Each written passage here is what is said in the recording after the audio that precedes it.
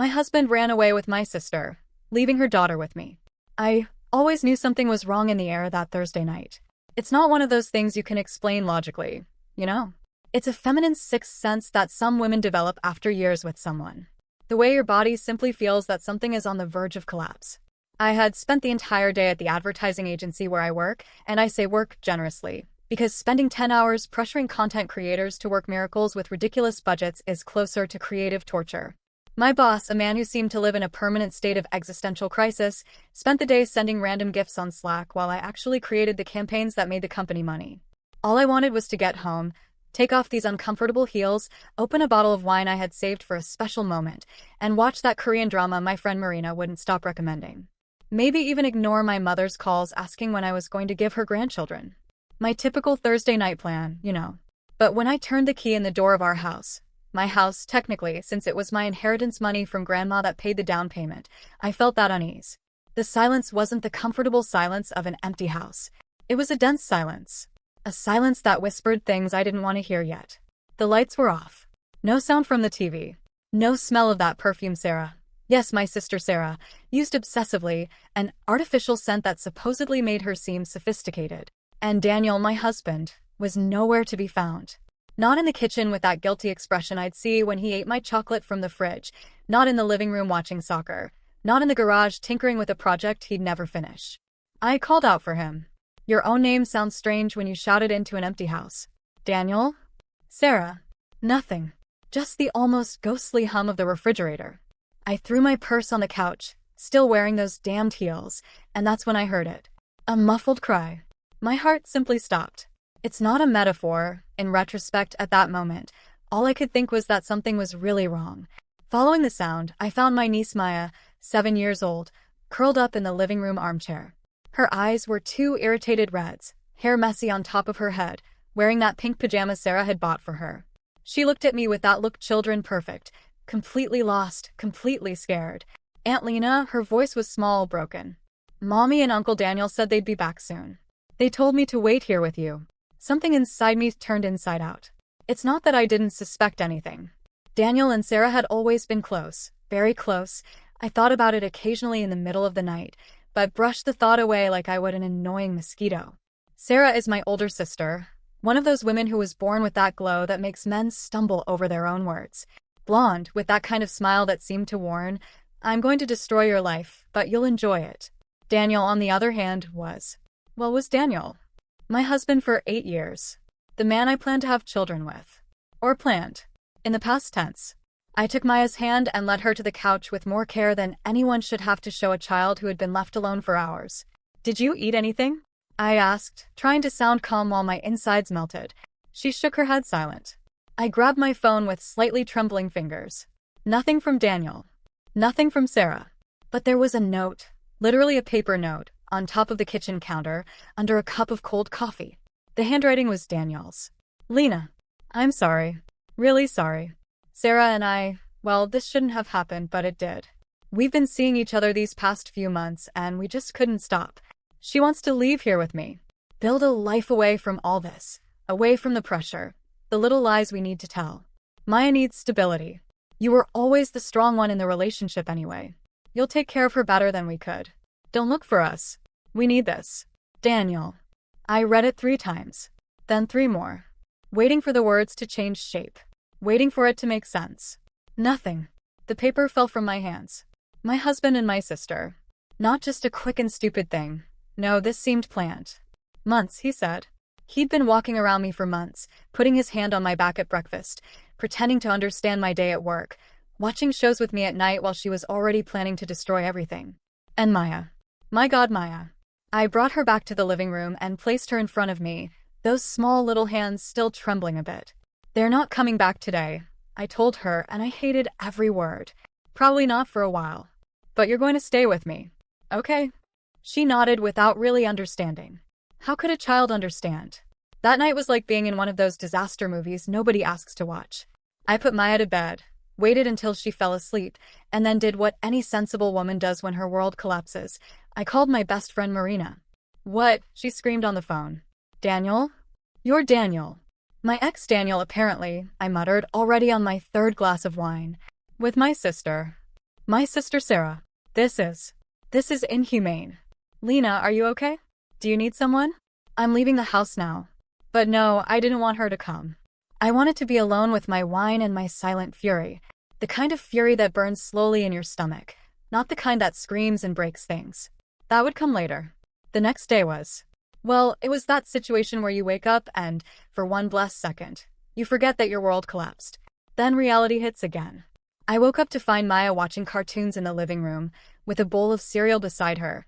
She had served herself, and my heart almost exploded from combined sadness and anger. This child was only 7 years old, and was already getting used to being left aside. Not today. Not while I breathed. I spent the day making calls. First my lawyer. Then Maya's school. Then came the real fun, calling my mother. I knew it, she screamed, because my mother is a woman who lives for moments like this, where she can say, I told you so. I warned you about Sarah from the beginning. That girl always had that weasel gleam in her eye. Mom, not now. And Daniel. What a mediocre man. Always was.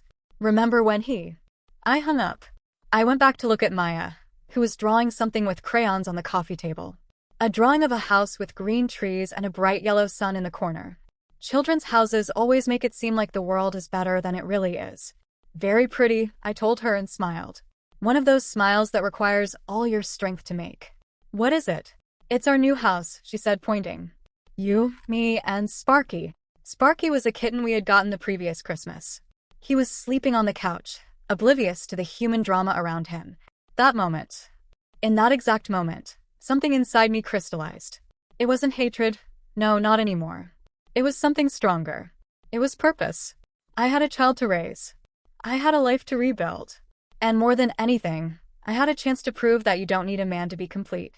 A sister to be happy, or a destiny that someone chose for you. I could choose my own. That night, after Maya fell asleep, I took that drawing of hers and stuck it on the refrigerator.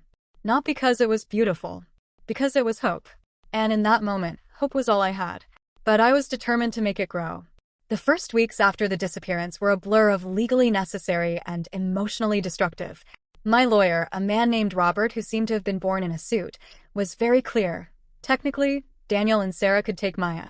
She was Sarah's daughter after all. But he smiled in a way that told me he had seen this before, many times before. You have something in your favor, he said, adjusting his glasses. Sarah abandoned the child. You fed her, made a bed for her, did exactly what a guardian would do. A judge would see that. Besides, he leafed through some documents. There's the fact that Daniel was leaving you without any prior warning. Some judges see that as lack of paternal character. Lack of paternal character. What a sophisticated way of saying he's an irresponsible bastard. Meanwhile, my life was becoming a puzzle I never asked to solve. I took leave from work. My boss, the random gift man, simply disappeared when I told him this situation.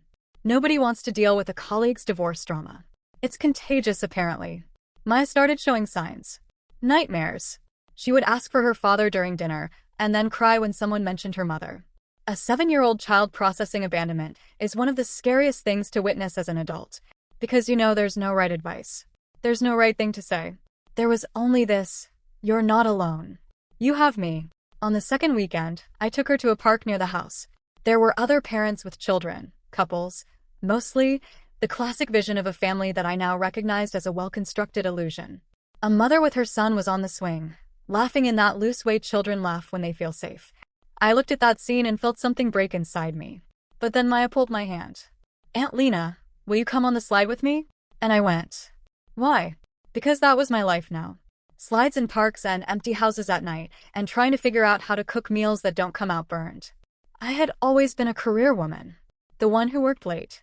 The one who ordered delivery because cooking was a skill I deliberately ignored, assuming I would always have someone to share that responsibility with. What a naive illusion that was.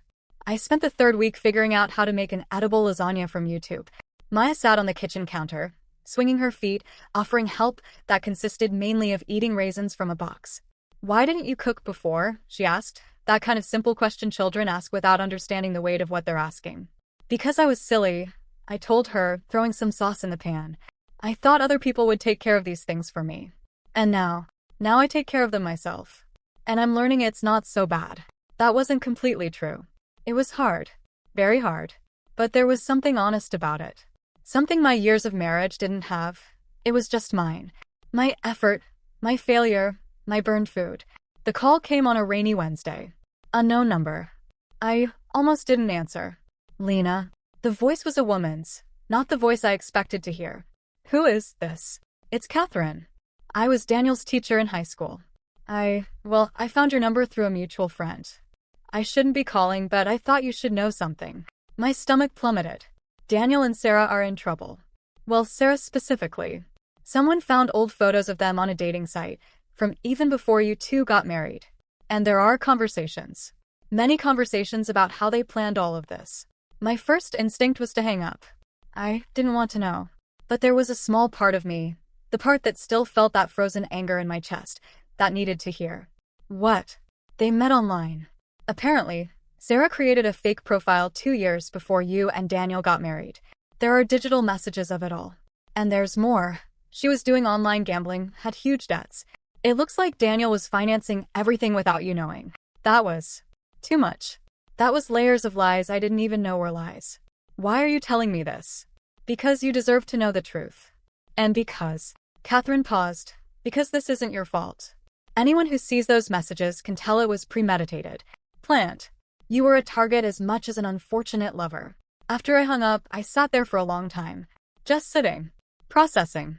It wasn't passionate betrayal. It wasn't an error in judgment. It was a scheme. My husband and my sister had planned to destroy my life with the same precision someone might plan a bank robbery. And I had believed that note. That lukewarm excuse about not being able to stop. They could stop. For the first time in weeks, I felt not devastated, but furious. Furious in a pure way. I called Robert. I need you to find out if Daniel was moving money. Money that's mine too. And I want to know everything about Sarah's debts. Every penny. An hour later, that man found what he was looking for. Clean bank transfers. My money. Money I had earned with that job that killed me in overtime, being withdrawn and deposited into accounts Daniel controlled. $25,000. She had taken $25,000. Calls were made. Documents were filed. And suddenly, that simple story of husband in love, leaves to be with mistress became matrimonial fraud with theft of funds. When the police went to get them, 6 weeks after that horrible Thursday, I was sitting in my kitchen with Maya watching a movie. I didn't ask to receive real-time updates. But Marina showed me photos she found in online neighborhood groups. Daniel in some cabin in North Carolina in handcuffs. Sarah beside him. That face I had once loved, now without makeup and with reality hitting hard. Did I show Maya? No. A child doesn't need to see her parents being taken away by the police. But I kept those photos. Not out of hatred, but as a reminder. A reminder that sometimes, when you plant betrayal, you reap exactly what you sowed. That night, putting Maya to bed was different. She asked where her parents were. I told her the truth. They did some wrong things, sweetie. Very wrong things. And now they're having to answer for them. Will they come back? I looked at that small face, those eyes that had so much fear and so much hope at the same time, and decided, no, not for her. For Maya, I would be enough. No. But you have me. And I'll be here every day. Every day, I promise. She nodded, as if she understood. And maybe in that way children sometimes understand things adults can't. She did understand. That night, lying in the darkness of my room, I started to understand something too. The anger I had felt was beginning to transform. Not into forgiveness. No, not yet. Maybe never completely. But into something more useful. Into determination. Resurgence. The custody process was faster than I expected. When the judge signed the papers officially granting me full custody of Maya, I was wearing that same black suit I wore on the day everything collapsed. Robert smiled in that way lawyers smile when they win, as if they had just solved a particularly difficult puzzle. Congratulations, he said, shaking my hand. You're officially Maya's mother now. Legally speaking. Legally speaking. As if signed papers could capture what I already was, the person who woke up with her during nightmares, who combed her hair in the morning, who cooked burned meals just to see her smile. But there was something comforting about that officiality too. The whole world would know now that Maya was mine. That I was hers. That family who had abandoned us had no power over us. I came home that day and did something I hadn't done in weeks. I started planning the future with hope instead of just surviving the present. The first step was returning to work. My boss, that gift man, had sent apologetic messages weeks ago. Apparently, The entire company learned the sordid details of my divorce through office gossip. He offered me my job back with a raise, as if extra money could compensate for having lived in front of all those colleagues who now looked at me with a mixture of pity and fascination. I accepted, but with one condition. I want remote work. 3 days a week in the office, 2 at home. And flexible hours for school pickups and medical appointments. He blinked. People like him didn't expect people like me, women in emotional recovery, to make demands. We were supposed to just accept and be grateful for the privilege. That's unusual, he said. Yes, well, my life is unusual now, too. Do you want me back or not? He did. Of course he did. Because I was good at my job, and the company had lost 3 important clients after my departure. My first day back at the office was strange. People looked at me differently.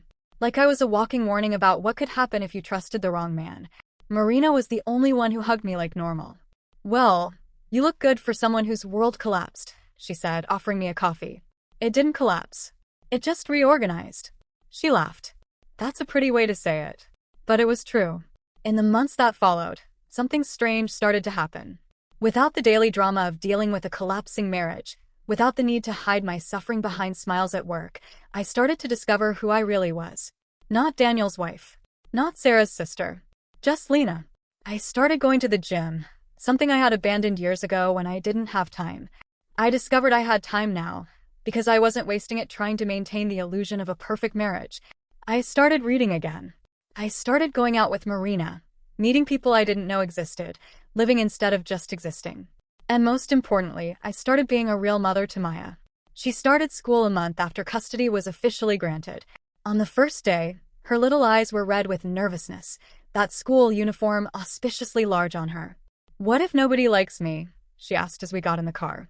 Then they're missing out on an incredible child, I told her. Your job isn't to make them like you. Your job is just to be you. I picked her up that afternoon with an enthusiastic report about a child named Sophie, who had sat with her at lunch. For all I knew about childhood trauma, the fact that she was making friends, really making friends, was a sign we were doing okay.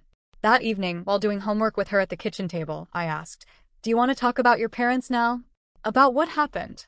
Maya was silent for a moment, chewing her pencil contemplatively. They didn't want me, right? My heart collapsed. But I didn't lie.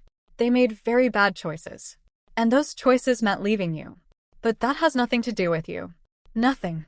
You're excellent, Maya. You're smart and kind and funny. The problem wasn't you. Then why? Because sometimes people are fragile. And when fragile people get scared or greedy, they do things that hurt other people.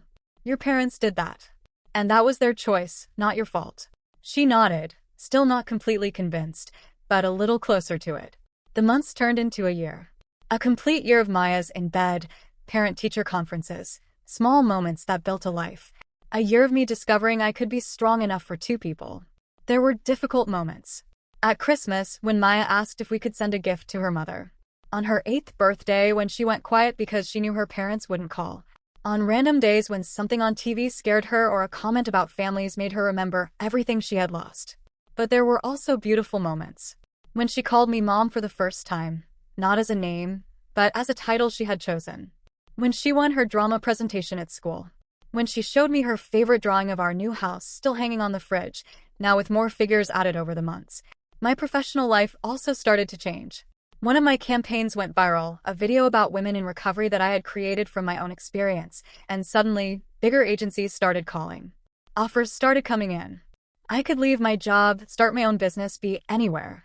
But I didn't. Because being anywhere meant being away from Maya. And I had learned a lesson about priorities. 9 months after my return to work, my boss offered me a promotion. Head of creativity. A 30% raise. An office. I accepted. But I negotiated to keep that flexible schedule. Because mother, legal or not, came first. There was only one thread that hadn't been tied yet. And it came in the form of a phone call on a Tuesday night. The number was unknown. I almost didn't answer. But there was something in that feminine instinct again, the one that told me this was a thread that needed to be cut. "Hi, is this Lena?" It was a woman. Her voice was familiar in a way that made me freeze. "Who is this?" "It's Daniel's mother. Diane Cho." I hadn't spoken to her since the day everything collapsed. She had issued a statement through a lawyer saying she was dismayed by her son's behavior. As if that mattered. O Claude Pod Commentaros. Confira semper as respastas. Mrs. Cho. Please, just listen, she said quickly. I shouldn't be calling. Daniel told me never to call. But I need you to know something. I have no interest in anything he has to say. It's not about him, she said, and her voice changed. It became fragile. It's about Maya. And about Sarah too. My entire body stiffened. What? Sarah got out of prison yesterday. She served her sentence. Reduced for good behavior. She wants to see Maya. The silence that followed was that kind of silence that can break you. I looked across the room to where Maya was sleeping on the couch, her kitten Sparky curled up beside her, that small face peaceful and completely unaware that her world was about to be shaken again. She can't. I told her, my voice low, dangerous. I know that. No, you don't understand. Sarah abandoned this child. Abandoned her completely. I raised her. I'm her mother. And Sarah lost the right to be in her life when she chose to steal from me, when she chose to plan all of this, when she chose to leave Maya alone in that house. She's changed, Diane said softly. She's different now. Prison changed her. Good for her, I replied. But that's not my responsibility. I hung up before she could respond. That night, I stayed awake looking at Maya, thinking about how she had finally felt safe, finally built a life, finally healed. And now this. Now there was the possibility of all of this being reopened, re-traumatized, recognized. I called Robert the next morning. Can I block her? Legally speaking, can I make it impossible for Sarah to have any contact with Maya? Robert sighed. You can try. But Lena, after a certain point, the law says that a biological mother has rights, even if she went to prison. Especially if she demonstrates reform. A judge might grant supervised visitation rights. No, I said simply. You can try, he repeated, but prepare for a battle. And so another one began. Documents were filed. Arguments were made. Robert argued that exposing Maya to her biological mother, who had abandoned her, who had committed fraud and theft, who had been in prison, would be traumatic. That I had legally adopted Maya. That Maya had a stable life now. The judge agreed. Partially. He blocked any visitation for 2 years, but left the door open for review after that period. It's the best I can do, Robert said, and I saw in his eyes that it was true. But that night, while putting Maya to bed, she asked me, Aunt Lena, did you hear from my mother? My real mother. She had gotten a call from school, someone had said something. In the ways that children hear things. I sat on the edge of her bed. Yes. She called. She wants to see me? She wants to. But you don't have to see her now, okay? You have time. Time to think about whether you want to meet her. Maya was silent for a long time. What if she disappoints me again? My heart broke in that moment. An 8-year-old child worried about being disappointed again. Because she had already learned that mothers don't always stay. Then you'll have me. Always. I'm not going anywhere, Maya. No matter what happens. She nodded, and I pulled her into my arms. And there, in that darkness, I decided something. Sarah might have visitation in 2 years. Maybe. Or maybe not. But until then, Maya would be completely mine. Completely safe. Completely loved. Because that was the thing about being abandoned and then being found. You finally understood the value of belonging. And nobody, not even the biological mother, took that away from you. The 2 years passed faster than I imagined they could pass. That period was filled with small victories that, joined together, formed a life completely different from the one I had left behind. Maya turned 10. She was better, not healed, because you never really heal from abandonment, but she learned to live with that hole in a way that didn't define her. I saw her make friends, gain confidence, dream about the future. She wanted to be a doctor now. She always said she wanted to fix the things people break. It wasn't hard to see where that motivation came from. My career flourished in ways I had never imagined. I started receiving invitations to speak about female resilience, about rebuilding yourself after trauma. A business magazine did a story about me with the title, From Betrayed Wife to Warrior Mother. I hate to admit it, but it was comforting. Not because I wanted glory, I never did, but because it meant my story could help other women going through the same thing. Marina, my constant friend through everything, constantly pressured me about meeting someone. You can't be alone forever, she would say between sips of wine on my couch. But I was fine this way. More than fine. I was happy in a way I had never been when married. Not because my marriage had been bad from the beginning. Now I understood it had been a lie from the start, but because now I knew the difference between being with someone out of habit and being alone by choice. There was only one thing that kept me awake at night, less and less frequently, but still present. Sarah. She had gotten out of prison 2 years ago. According to Diane, who occasionally sent me messages that I ignored most of the time, Sarah was rebuilding her life. She had started a job as an administrative assistant in a dental office.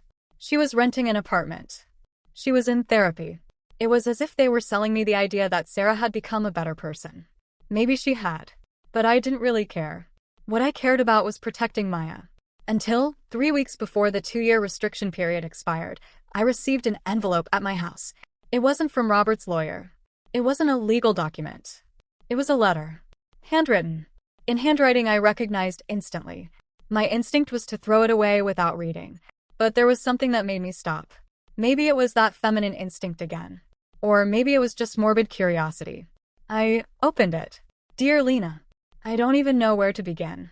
I probably should have been writing this a long time ago, but cowardice has always been my specialty, so here I am, 2 years later, trying to find the right words. I'm not going to apologize. Not because what I did doesn't deserve an apology, but because any apology I gave would just be one more lie added to the mountain of lies I built over the years. Prison was, well, it was exactly what I needed. Not in a pretty finding myself or being redeemed way. Just in a visceral and horrible way of finally seeing what I had done. You know that moment when you look into the eyes of someone you loved and see that you destroyed them? Well, I had 2 years to look into the eyes of various women in prison, and we mutually saw that destruction. It changed something in me. But it's not about me. It's about Maya. I want you to know, and I want her to know when she's old enough to understand, that she wasn't left because there was something wrong with her. She was left because there was everything wrong with me. I was fragile, selfish, and preferred to destroy 3 lives rather than face my own demons. You raised her better than I ever could. You transformed that horrible day into a new beginning. You are the mother she should have always had. I'm not asking to see her. Not now, not after the restrictions expire. I'm just asking that you tell her, eventually, that her biological mother recognizes how much she was wrong, and that she's at peace with the fact that you are her real mother. I'm also sending you, separately, a document. My lawyer has a copy. It's a waiver. I'm waiving any parental rights, any future claims. Maya is legally yours, completely, forever. You won, Lena. More importantly, you survived. And you did it without destroying me like I destroyed you. That makes you a better person than I'll ever be. I hope you have a wonderful life. I hope Maya does. And I hope eventually you can forgive not me, but yourself for having believed in us for so long. Your ex-sister, Sarah. I read that letter 3 times, waiting to feel something. Anger? No. Satisfaction? A little, but it wasn't the kind of satisfaction I expected. It was more like relief. As if a weight I didn't even know I was still carrying had finally been released. The second correspondence arrived 2 days later, via FedEx. A legal document, duly signed, notarized, and final. Sarah was waiving any parental rights over Maya Soren. Soren was my maiden name, which I had reclaimed. The waiver was irrevocable, permanent, complete. I called Robert. Is it legitimate? I asked. Completely. This means that, legally, you are Maya's mother in every sense. No possibility of contestation. No review windows. She's yours. That night, I didn't tell Maya. She was 10 years old, too old for illusions, too young to fully understand the finality of a legal waiver. But I kept those papers in a safe place. One day, when she was old enough, she would read them and understand. I started researching Sarah. Not obsessively. I had already passed that phase, but with a calm curiosity. She really was rebuilding. She had a real job. A nice apartment. No social media, nothing public. It was as if she had decided to disappear in a completely different way, not running away, but simply being invisible. 3 months later, Daniel got out of prison. That news hit me differently. With Daniel, there was an anger I hadn't fully resolved. Sarah had been my sister. It had been complicated. It had been that kind of betrayal you process slowly. But Daniel had been the man I promised eternal love to.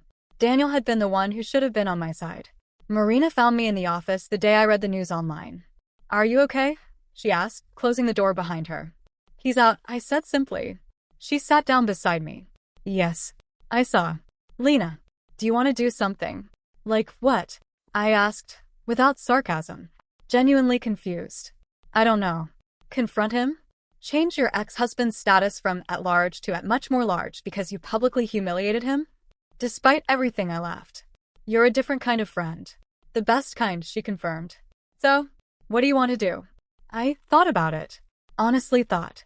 There was a part of me that wanted to meet him at a restaurant and tell him everything he had done to me, to my life, to Maya. There was a part that wanted him to know that Sarah had given up everything, that I had won, that he had lost completely. But then I remembered something I had learned in those 2 years. The best revenge wasn't even cold. It was simply living well. I don't want to do anything, I told her. I want him to know that I won without him, but I don't want him to be enough of a part of my life to matter. Marina smiled. You've become wise. No. Just tired of spending energy on people who aren't worth it. A week later, I received a message on LinkedIn. From Daniel. Hi Lena. I know I have no right to talk to you, but I just wanted to say I saw one of your videos about resilience. It was good. You seem happy. I'm happy for you. D. I read that message once, then deleted it. He didn't deserve even a response. Not because it would be rude, but because by responding, I would be giving him the satisfaction of knowing I had acknowledged his existence. Life continued. Maya continued growing. She turned 11, 12, 13. She started asking about her biological mother less frequently, not because she had forgotten, but because she had finally accepted that that was part of her story she didn't control. One night, when she was 13, I found her in the kitchen doing homework. A project about non-traditional families. She had chosen to write about us. Can I read it? I asked. She showed me. It was an essay about how family isn't always about who you share DNA with, but about who chooses to stay. She had written about how I had been abandoned too, but had chosen to stay. She had written about how that made her feel safe, not because everything was perfect, but because it was real. When I finished reading, there were tears in my eyes. Not those tears of anger or pain, but the ones that come when you realize you finally put everything together correctly. This is very beautiful, I told her. It's true, she replied simply. You're the best thing that ever happened to me. 10 years. It had taken 10 years for her to say that without qualification, without fear, without that dread in her eyes that I might leave her too. That night, I called Robert for the last time. I want to make everything official, I told him. I want to legally adopt Maya. Completely. Without qualifications. Lena, you're already her legal mother. I know. But I want the document to say, Lena Soren, mother of Maya Soren. I want the rest of the world to know this isn't a temporary situation. That she's my daughter. Period. Robert smiled in that way lawyers smile when they see real closure. It can be done. It'll take more time, more papers, but it can be done. The adoption ceremony happened on a spring day that seemed to have been written especially for that moment. The kind of day that has warm sunlight and promises in the air. My lawyer was there. Marina was there. Even my mother showed up, not without making comments about how this was the modern way of doing things. But she was there. Maya wore a blue dress she had chosen herself. When the judge asked if she was absolutely certain about wanting me as her mother permanently, legally, irrevocably, she looked at me and smiled. Yes, she said. She's already my mother. This is just letting everyone else know. When the papers were signed, when the gavel was struck, when it was officially declared that Maya was my daughter not just in fact, but in law, she hugged me so tight it became hard to breathe. Thank you, she whispered. Thank you for not leaving. I'll never leave, I promised her. The reception was small, just at a restaurant, nothing elaborate, but it was perfect. Marina gave a speech about how I was the strongest woman she knew. My mother gave a speech about how mothers come in many forms. Even Robert made a comment about families that choose themselves. And then Maya asked to speak. She was nervous. I could see her hands trembling as she stood up. But there was a determination on her face that I recognized, because it was that determination she had learned from me. I just wanted to say, she began, her voice still young but firm, that for a long time I thought that having 2 parents who left meant there was something wrong with me. That I wasn't. Enough. That if I had been better, prettier, easier, they would have stayed.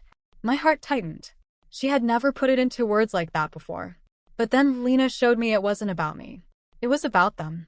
And that sometimes the people who are supposed to love us can't do it because they're too broken to love anything correctly. And that's not my fault. And it's not her fault. It's life. She paused, took a deep breath.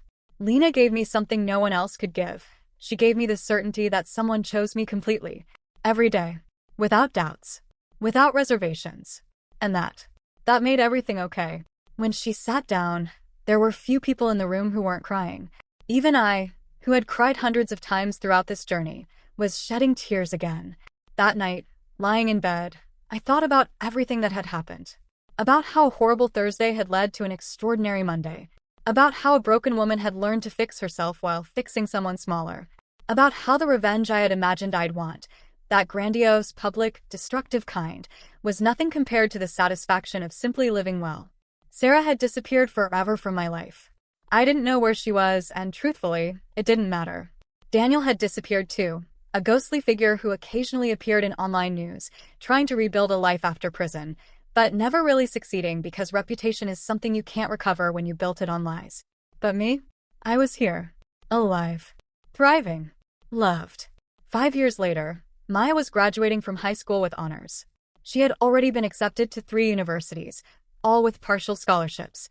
She still wanted to be a doctor. Still wanted to fix what people break. I knew now where she had gotten that capacity. Not from Sarah. Not from Daniel. From herself. And from having had someone who showed her it was possible to fix yourself. On the night of her graduation, while photographing her with that uncontrollable smile on her face, she whispered, "Do you think they're thinking about me? My real parents?" I thought about how to answer. With honesty or with the comforting comfort a mother sometimes gives. I chose honesty. Maybe. But it doesn't matter. Because you're here and you're brilliant and you're mine. That's what matters. She nodded, satisfied. That summer, I received one last message. From a number I didn't recognize. When I answered, it was Diane, Daniel's mother. "Lena, I just wanted to say I saw the news about Maya graduating. With honors," I read. "She must be very happy." "She is," I told her, cordially but not warmly. "Daniel and we were discussing everything. And I wanted to apologize. For not having done more to prevent this from happening. For not having known the kind of person he really was. There was no anger in me to throw at her. It had been used or spent. Diane, you did what you could with what you had. You're a good woman. Your son made choices that were his.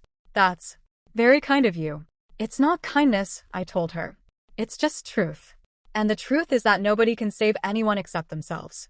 Daniel didn't want to be saved. Sarah found her own salvation. And me? Well, I saved myself. After hanging up with Diane, I felt a sense of completeness. It wasn't forgiveness exactly. It was more like closure. That kind of closure that comes when you finally accept that some people don't deserve any more of your mental time. Life continued. Maya went to Harvard. Studied pre-med. Met incredible people. Fell in loves that didn't last and learned it was possible to love someone without losing herself. When she was 22, she called me back home. She had started calling my house her real home. Because she had finally understood that a house is just a place, but a home is where someone chooses to stay for you. "Mom, I need to tell you something," she said. "I met with Sarah." My heart stopped. "What?" I looked for her. Online. I found her. She's living in Maine now, working as a counselor at a rehabilitation center. And I wanted to see her. Just once. To understand. My first instinct was pure protection. My second was just to let her do it. "How was it?" I asked after she had gone and come back. "Strange," Maya admitted. "She's different from what I imagined. And the same. That way she smiles like what I see in the mirror sometimes. But she's also a stranger. And she understands that. She knows she lost the right to be my mother. And how do you feel about that?" "At peace," Maya said. "Because now I know the choice wasn't between her and you. It was between who could be here and who couldn't. And you were. You chose to be." I laughed, with tears in my eyes again. "When did you get so wise?" I had a good teacher. 25 years after that horrible Thursday, Maya was completing her residency in cardiac surgery. She was brilliant, determined, and had saved countless lives. I had saved one hers. And in that way, we saved each other. I was in my office. Yes, I had left my previous job to start my own creative agency that had become incredibly successful when I received the news. Sarah had passed away. An aneurysm. Quick, the online obituary said. No suffering. It wasn't drama. It wasn't vendetta. Just life following its course. Maya and I attended the funeral. Not because we should, but because Maya felt she needed to. Sarah had made a life trying to redeem herself. She had worked with other women who were recovering from their own destructions. She had finally become a good person, even if too late for her daughter. In front of the casket, Maya placed a flower. Not a red rose that would signify depth of love, nor a white one that would signify innocence. It was a lily. You defy my assumptions, according to the language of flowers. Sarah had defied my assumptions. And I was grateful for that, because that challenge allowed me to become stronger than I ever was. On the drive home, Maya asked, "You're never going to get married again, are you? You're never going to try?" No, I told her, and I meant it. I had a husband. He proved to be a well-constructed lie. Now I have a daughter. She is the truth. Maya smiled. How subversive of you. Well, you taught me to be subversive. Or maybe I always was, and I just needed to be abandoned to find out. That night, I reviewed some old videos of us. Maya at 5 years old, smiling with that lost smile. Then at 10 years old, starting to gain confidence. Then at 15 years old, strident and self-assured. Then at 20 years old, beautiful in a way that had nothing to do with appearance and everything to do with knowing who she was. I had done this. Not alone. There was Marina, there was Robert, there was my own strength I didn't know I had. But mainly it had been me. Choosing to stay. Choosing to fight. Choosing to rebuild. And choosing, in the end, perfect indifference. Because the best revenge was never about destroying my enemies. It was about becoming someone so complete that they became irrevocably irrelevant. Daniel and Sarah had sought to destroy my life. But all they did was give me the opportunity to build a better one. And that was the final victory.